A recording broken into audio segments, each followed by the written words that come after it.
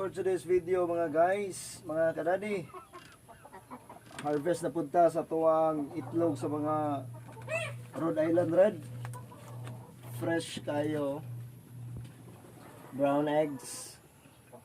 Ito yung soda rin.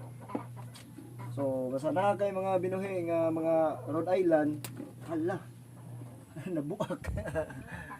Di juga maproblema og sudan. Oh, wow.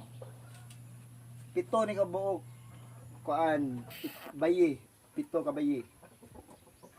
So, ya puro sa man mang itlog so naa kay pito ka buok itlog kada adlaw. So, may na kayo pang pamahaw permi. Di ba? Yan napag yung mga laki nga maihaw nimo masudan. Fresh from the farm.